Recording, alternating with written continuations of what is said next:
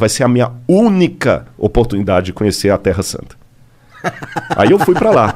Cara, quando eu cheguei lá, que eu vi a arqueologia, eu me apaixonei tanto pelo negócio. Aí escavei em Shahar Golan e fiquei muito empolgado com a coisa. Aí comecei a fazer outras escavações, fui escavando, aí fiz um curso pela Universidade Hebraica.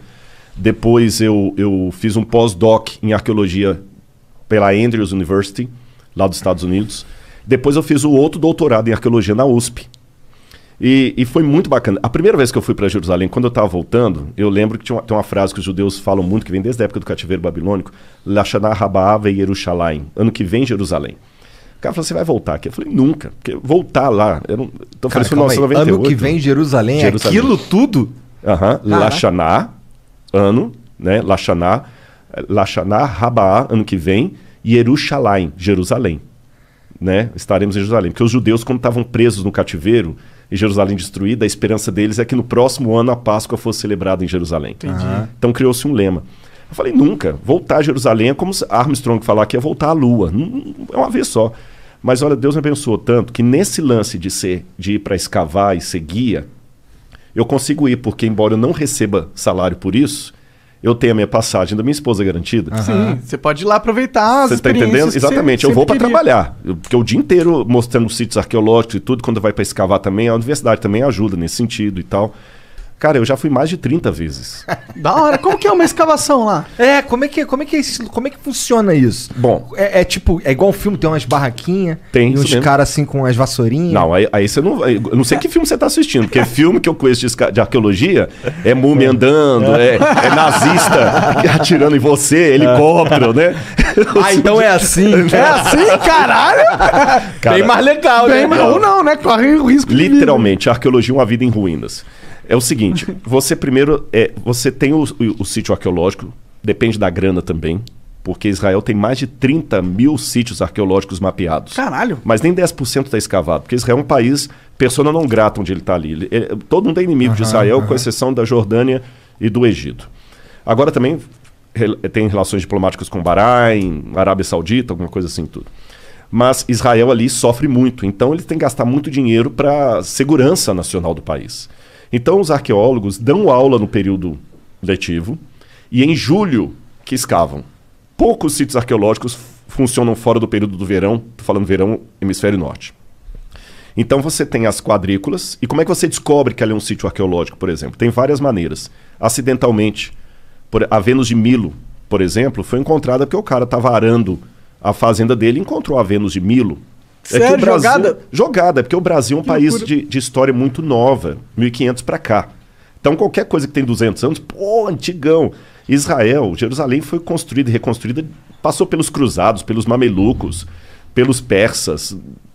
Cidade que tem 2.000 anos, 3.000 e tantos anos. Cara, que loucura que a Vênus de Milo tava assim jogada. Era uma floresta, assim? Não, não era floresta, era uma fazenda mesmo. Isso não é normal. Mas ela tava só parada no meio da fazenda? Não. Tava no chão. O cara foi fazer um buraco ali, soterrado, ele achou. Muitas. Mas quantos anos ela ficou soterrada lá? Isso é muito loucura, Mas fica, né, mano? Isso é normal lá. Se você for, eu não sei se você já foi alguma vez à Itália, lá no Vaticano. Nunca fui. Tem o Museu do Vaticano. E tem um museu ali cheio de estátuas. Tem a estátua do Laocoonte. Foi encontrada também numa fazenda, assim. Então o pessoal encontra. Às vezes um arquiteto, um engenheiro, está fazendo uma obra, encontrou alguma coisa. No Brasil acontece isso em menor escala. De vez em quando acontece. No Rio de Janeiro, os caras estão encontrar uma coisa lá antiga. Então vem a gente aqui no Brasil chama IPEM, que é o Instituto de História daqui do Brasil. Lá é o IAA, Israel Antiquities Authority. Eles vão, então, mapeiam. Aí você pode ter uma arqueologia de resgate, que, olha, você tem 20 dias para limpar tudo. Uhum. Ou você pode entrar com uma ação com o governo, pedir para mudar aquela plana, uma rodovia, por exemplo, que é muito importante que encontrou ali. Aí faz as quadrículas, escava, depois cobre, volta no verão seguinte e escava. É um trabalho meticuloso. Como que escava isso aí? Tem várias maneiras de escavar. Mas geralmente você faz as quadrículas, então imagina como se fosse um grande tabuleiro de dama. Uhum. Cada um fica dentro da sua quadrícula e vai escavando, não é fazendo buraco não, você vai ter que descer no nível por igual. E vai percebendo a estratigrafia. Porque o que acontece? Vamos supor que aqui... Eu vou bagunçar um pouquinho o seu negócio aqui. Fica à vontade. Vamos supor que onde está o livro aqui fosse uma cidade. Tá. Dessa cidade bonitinha, construída, veio a ação do tempo, terremoto, Guerra, destruição, abandono, o pessoal abandonou. O pessoal na época não tinha trator para fazer uma terraplenagem como hoje, ou terraplanagem. Aí você vinha, constrói outra cidade por cima. Repete o mesmo processo. Guerra, ação do tempo, Como eles constroem por cima? Eles não reformam, eles jogam terra, sobem o nível e constroem por cima? Exatamente.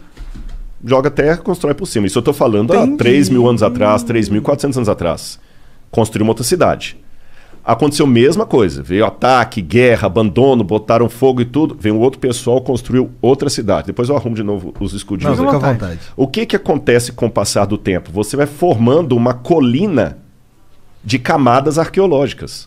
O que está mais embaixo é mais antigo, o que está em cima é mais novo. Aí que vem um lance que pouca gente sabe. O grande dilema do arqueólogo é que para descobrir o passado eu tenho que destruir o passado. Vamos supor que essa segunda camada aqui seja do período grego. E aqui em cima eu tenho do período romano. Para eu escavar o grego aqui eu tenho que destruir o romano. Então por isso que você nunca escava tudo. Você deixa uma parte sem escavar. Aí você vê as camadas e você vai montando a estratigrafia. Isso é estratigrafia. É diferente da estratigrafia do cara que mexe com o dinossauro lá, com o Fred Flintstone lá, né? Porque... Ele tem que cavar muito. Hã? Ele tem que cavar muito. Tem que cavar muito. Ô, Fred, vamos fazer agora uma escavação, Fred. Calma, Nanico. Sabe quantas coisas que eu gostava também? Era imitar desenho animado, né? Então, o que acontece? Nesse processo aí, o camarada vai mexer com paleozoico, cenozoico, é ver o osso do dinossauro ou não. É construção humana.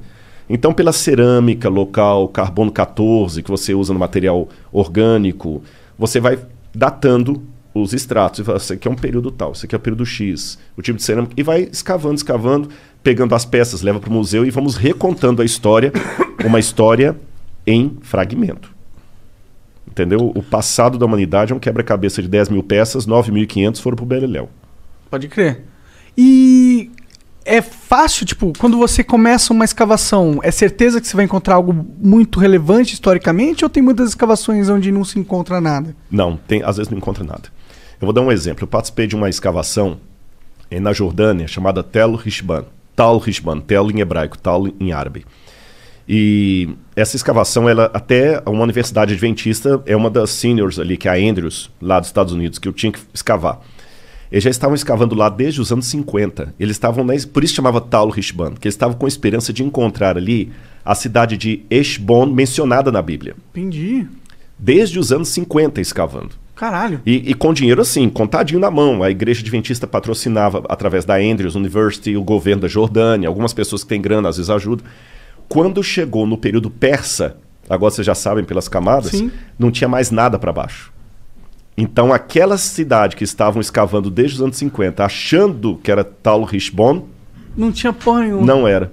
Será que escavarem mais para baixo? Foram, mas aí tem uns aparelhos que usa, tipo um GPS, que você sabe a profundidade, não tem mais nada construído. Então acontece. Entendi. Aquela cidade não sabemos qual é, mas a Rishban da Bíblia não era. Teve um grupo de pessoas que gastaram a vida inteira pra achar essa porra e não acharam, mano. É. Mas é compensador, que às vezes... Você sabe que a melhor maneira de encontrar uma coisa é procurando outra.